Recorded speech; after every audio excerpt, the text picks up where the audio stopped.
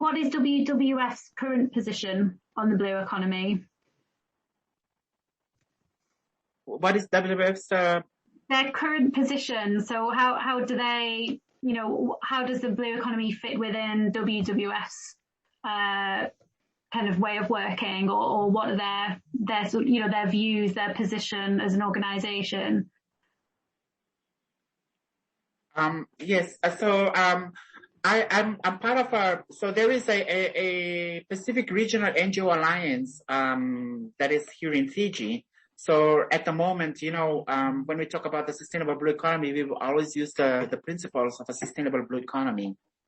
And WWF is also part of a coalition of NGOs here in the Pacific. And when we talk about, and one of the things that one of the issues that we're facing with our other partners in terms of, when we talk about the sustainable blue economy, is that the other NGOs do not like the sustainable blue economy. As a matter of fact, they don't want. They think that the sustainable blue economy is a foreign concept that is being imposed on the Pacific Islanders, and we have always had a lot of debate with regards to sustainable blue economy, and it's also a healthy debate because they know that our organization here is also trying to promote a sustainable blue economy. So to me, a sustainable blue economy for us over here, it's not just a one that is coming from the top down, but it also a bottom up approach where the owners of the resources, and in this case over here, where the Pacific Island community must actively participate in the decision making and the designing of the sustainable blue economy concept, and that it has to be. We have to ensure that it is a transparent process that is in place. Ensure that there is equity in place in terms of the returns, and that is one of the biggest challenges that we face. Ensure that there is environmental sustainability, and that it promotes environmental regeneration. So not just a sustainable economic activity, but also an economic activity that promotes regeneration of the ecosystem. That it must be very culturally sensitive and traditionally sensitive, taking into consideration the traditional and the cultural context of the local communities and indigenous people. It must also be I forgot. When I was talking about culturally sensitive. I forgot. I remembered what I was supposed to say next, and I forgot. Hopefully, it'll come back to me. And that it must be enshrined in the legislations and the policies of the country, because then it will actually apply. It will be very, very easy to try and develop that. All types of investments and incentives must be taken into consideration in terms of the type of economic activities that they will be investing in and financing, and that all incentives must be, all perverse incentives must be reinvested or redirected towards economic activities that are environmentally sustainable and regenerative, and also that complies with social safeguards as well. So those are the kind of things that I feel that needs to be taken into consideration when we are designing a sustainable blue economy model for the Pacific. Yeah, that's great. And that really fits my next question, which was going to be about sort of what the distinct principles might be. But can I just ask, is this what you've described to me? Do you feel that's WWF's position overall, or is this what you want in the Pacific? And if it's more regional, are you able to sort of feed those principles up? Do you think WWF is able to apply the principles you're talking about everywhere? So yes. I would also like to, because different parts of the world are actually different and they have different contexts. I would also like to hear what are the thoughts of other WWF colleagues from around the world, and then see, and then so that's why when I was talking specifically about Fiji and the Pacific, because I have more experience working here. But it'll be good to also know what are their thoughts of the other colleagues from around the globe in other regions, and then put them all together and see what other common elements or common points are. And then from there, then we can use it to build the general position for WWF as a global network.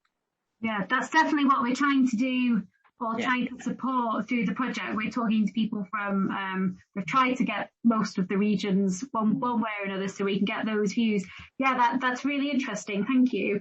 So sorry, I remember now what I was supposed to say. So you know how when we talk about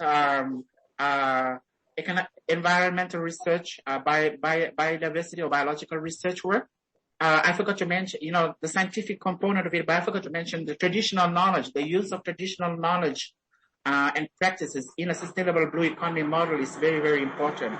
So, ensuring that there is harmony between scientific, ensuring that we use both traditional knowledge as well as scientific data, because indigenous communities will continue to use their traditional knowledge, and this must be taken into consideration when making decision-making processes with with the sustainable or the design of a sustainable blue economy business model. Yeah, definitely. So the next question is about what challenges there are to developing a sustainable blue economy, and I think a lot of how we've had the conversation has, when we've talked about challenges, you've been thinking around the sustainable blue economy. But I'm wondering if there are any more challenges that might be specific to the Pacific, or that you might feel apply to specific sectors that are a particular challenge for a sustainable blue economy. Anything in addition from the previous things? Yes, the global pandemic. I forgot to mention it, but this is something that yes, that we have to take into consideration moving forward from now onwards, and that is something. So we have noticed that when our borders were closed, and a lot of the businesses, such as the tourism sector, had to be closed temporarily. There's a lot more people now moving back to coastal communities where they where they come from. And there's a lot more pressure on their natural resources. So these are the kind of things that we have to take into consideration. And also trying to invest in restoration, ecosystem restoration is also another factor that for many, for the last 100 years of exploitation and loss in habitats, this is also another good component to be considered, the ecosystem restoration, and investing a bit more in terms of that as well.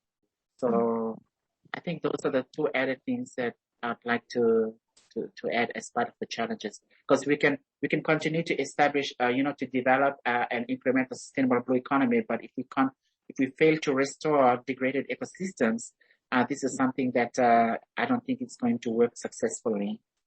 Yeah. Can I just clarify as well, when you're talking about people moving back to the coastal communities, so are these people who grew up there, they've gone to more urban centres to work in tourism and so on, but then that's been slowed or closed, so they've moved back, is that? Yes. Yeah. Actually, maybe I would say 90% of the people working in the tourism sector has moved back. Right. And they have, and also they have lost their daily income. So now a lot of them are also trying to exploit their natural resources. I mean, it's their right to use it, but they're not very, very familiar with sustainable use. So because they have not lived in the community for so long.